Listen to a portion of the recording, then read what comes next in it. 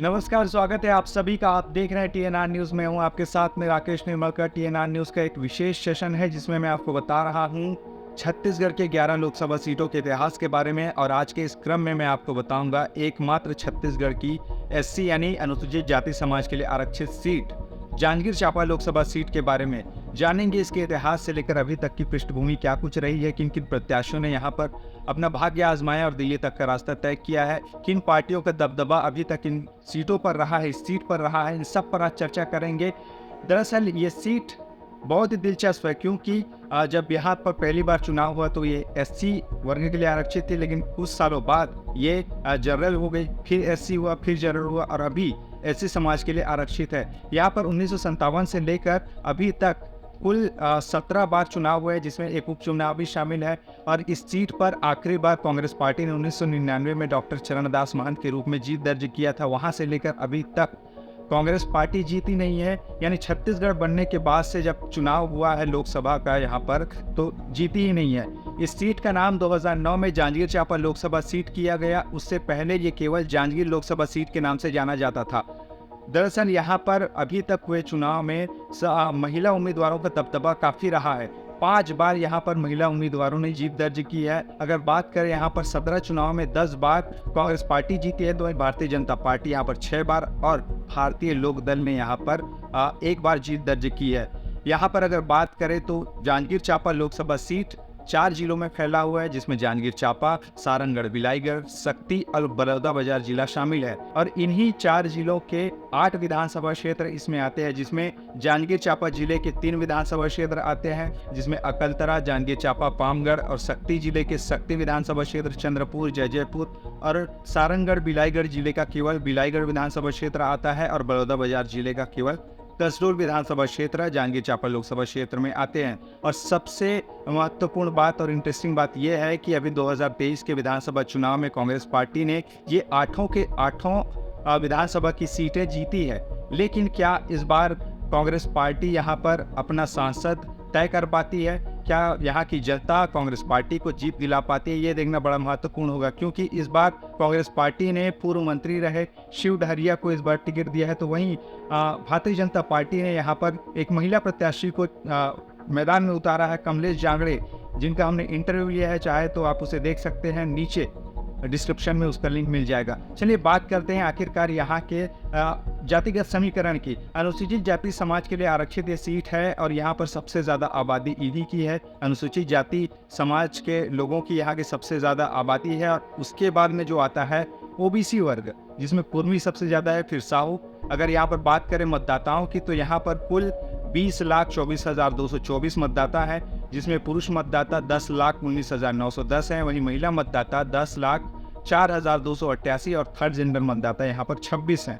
चलिए अब एक-एक करके आपको बताता हूँ कि आखिरकार 1957 में जब पहली बार चुनाव हुआ तो कौन से वो किस्मत वाले व्यक्ति थे जो यहाँ से सांसद चुने गए थे। दरअसल 1957 में पहली बार जब यहाँ पे चुनाव हुआ तो कांग्रेस पार्टी के अमर सिंह सहगल यहाँ से चुनाव जीते थे। उसके बाद जब दूसरा चुनाव इस लोकसभा सीट पर हुआ, जांजगीर लोकसभा सीट पर, तो 1962 में फिर से अमर सिंह सहगल यहाँ से कांग्रेस पार्टी को जीत दिलाते हैं। लेकिन तीसरा जब चुनाव होता है इस लोकसभा सीट पर 1967 में, तो यहाँ पर मिनी माता अगमदास गुरु, जिनको छत्तीसगढ़ की पहली महिला सांसद होने का गौरव हासिल है, वो यहाँ से सांसद चुनी जाती हैं। जिसके बाद चौथा आम चुनाव 1971 में होता है, तब भी मिनी माता अगमदास गुरु यहाँ से चुनी जाती हैं। लेकिन मिनी माता अगमदास गुरु का एक हवाई हादसे में निधन हो जाता है। भोपाल से दिल्ली जा रही थी, 31 मई 1974 को उनका प्लेन क्रैश कर जाता है दिल्ली पहुंचने से पहले, और इस हादसे में उनकी मृत्यु हो जाती है। तब यह सीट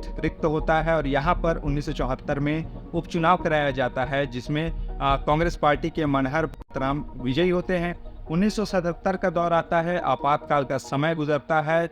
तब कांग्रेस पार्टी के खिलाफ जनता में रोष का भाव था। इंदिरा गांधी के खिलाफ लोग खुलकर विरोध में आ गए थे और इसी के चलते नतीजा ये रहा कि जांजगीर लोकसभा सीट पर भी कांग्रेस की हार हुई और यहाँ से भारतीय लोक दल के प्रत्याशी मदन लाल शुक्ला यहाँ से सांसद चुने जाते हैं। लेकिन जब छठवां चुनाव होता है 1980 में, तो यहाँ पर कांग्रेस पार्टी वापसी करती है और सहकारिता पुरुष के नाम से जाने जाने वाले राम गोपाल तिवारी यहाँ से चुनाव जीतकर दिल्ली पहुंचते हैं कांग्रेस पार्टी की तरफ से। लेकिन जब 1984 की बात आती है, 7वां चुनाव इस लोकसभा सीट पर होता है, तो प्रभात मिश्रा यहाँ से चुनाव लड़ रहे थे और वो जीतते हैं। और सबसे इंटरेस्टिंग बात है कि इसी सीट पर 1984 में बहुजन समाज पार्टी के संस्थापक कांशीराम भी चुनावी मैदान में थे, लेकिन कांग्रेस पार्टी के प्रभात मिश्रा के आगे उनको हार का सामना करना पड़ता है। लेकिन भारतीय जनता पार्टी का भाग्य कब उदय होता है? 1989 में, जब 8वां यहाँ पर चुनाव होता है इस सीट पर। तब यहाँ पर भारतीय जनता पार्टी की तरफ से दिलीप सिंह जूदेव चुनावी मैदान में थे और उस समय दिलीप सिंह जूदेव की काफ़ी ज़्यादा क्रेज थी युवाओं में। कहा जाता है कि उस दौर में युवा अपने खून का टीका उन पे लगाते थे, हर वर्ग में पसंद किए जाते थे दिलीप सिंह जूदेव, जिसका ये नतीजा रहा कि सीटिंग जो सांसद थे प्रभात मिश्रा, उनको दिलीप सिंह जूदेव ने एक बड़े अंतर के साथ में हराया। लेकिन केंद्र में राजनीतिक अस्थिरता के बाद केंद्र में बैठी वीपी सिंह की सरकार गिर गई और मध्य अवधि चुनाव यहाँ पे कराया गया 1991 में, जहाँ पर दिलीप सिंह जूदेव भारतीय जनता पार्टी की तरफ से फिर से मैदान में थे। लेकिन यहाँ पर उनको हार का सामना करना पड़ा, क्योंकि कांग्रेस पार्टी ने यहाँ पर एक नए प्रत्याशी को चुनावी मैदान में उतारा था, भवानी लाल वर्मा। दिलीप सिंह जूदेव को थोड़े बहुत अंतर के साथ में उन्होंने हराया, ज़्यादा का अंतर नहीं था। लेकिन यहाँ पर दिलीप सिंह जूदेव हारे और भवानी लाल वर्मा यहाँ से 1991 में सांसद चुनकर दिल्ली गए। लेकिन जब 1996 में 10वां चुनाव होता है इस लोकसभा सीट पर, तो भारतीय जनता पार्टी के ही मनहरन लाल पांडे जी दर्ज करते हैं। लेकिन 1998 में भारतीय जनता पार्टी की हार होती है यहाँ पर, और डॉक्टर चरणदास महंत कांग्रेस पार्टी की तरफ से लड़ रहे थे और 1998 में यहाँ पर जीत दर्ज करते हैं। लेकिन 1998 के बाद 1999 में एक बार फिर से 1 साल के बाद चुनाव होता है और यहाँ पर चरणदास महंत फिर से कांग्रेस पार्टी की तरफ से लड़ रहे थे, जिन्होंने जीत दर्ज की। और यही 1999 का दौर था जो लास्ट बार कांग्रेस पार्टी यहाँ से जीती। वहाँ से लेकर अभी तक जीत का सूखा अभी तक सूखा ही रहा है। जिसके बाद 2004 में यहाँ पर चुनाव होता है और अटल बिहारी वाजपेयी की भतीजी, पूर्व प्रधानमंत्री अटल बिहारी वाजपेयी की भतीजी करुणा शुक्ला यहाँ से भारतीय जनता पार्टी की तरफ से प्रत्याशी होती हैं और जो जीत दर्ज करती हैं यहाँ से 2004 में भारतीय जनता पार्टी की ओर से। और वहीं जब 2009 में यहाँ पर चुनाव होता है तो कमला पाटले महिला प्रत्याशी को यहाँ से फिर से भारतीय जनता पार्टी टिकट देती है 2009 में, और कमला पाटले यहाँ से चुनावी मैदान में रहती हैं। और कांग्रेस पार्टी यहाँ से डॉक्टर शिव डहरिया को चुनावी मैदान में उतारते हैं, लेकिन शिव डहरिया उस समय हारते हैं और इस समय 2024 के चुनाव में फिर से शिव डहरिया खड़े हैं। इस बार का मुकाबला क्या होगा ये वक्त बताएगा। लेकिन 2014 का जब चुनाव आता है तो कमला पाटले यहाँ पर दूसरी बार सांसद चुनी जाती है। फिर से भारतीय जनता पार्टी 2014 के चुनाव में इनको टिकट देती है और भरोसे पर कायम वो होती हैं और यहाँ से 2014 में फिर से भारतीय जनता पार्टी को जीत दिलाती हैं। लेकिन जब 2019 में 16वां चुनाव इस सीट पर होता है, जांजगीर चांपा लोकसभा सीट पर, तो यहाँ पर कमला पाटले का टिकट काटकर गुहाराम अजगले को दिया जाता है और गुहाराम अजगले यहाँ पर रवि भारद्वाज को हराते हैं, कांग्रेस पार्टी के प्रत्याशी को, और यहाँ से जीत दर्ज करते हैं। लेकिन गुहाराम अजगले का टिकट 2024 के लोकसभा चुनाव में काट दिया गया है और यहाँ पर श्रीमती कमलेश जांगड़े को चुनावी मैदान में भारतीय जनता पार्टी उतारी है।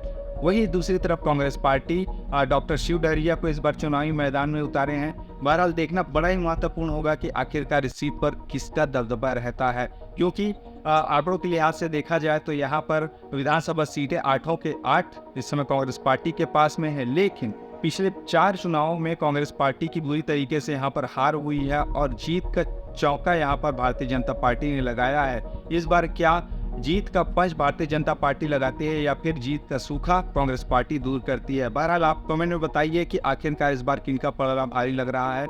अगले वीडियो में आप सबसे फिर मुलाकात होगी। अगर आपको हमारा ये वीडियो अच्छा लगता है तो लाइक कीजिए, सब्सक्राइब कीजिए, क्योंकि छत्तीसगढ़ की राजनीति से संबंधित खबर हम हमारे चैनल पर देते रहते हैं। अगली वीडियो में होगी मुलाकात, तब तक के लिए नमस्कार।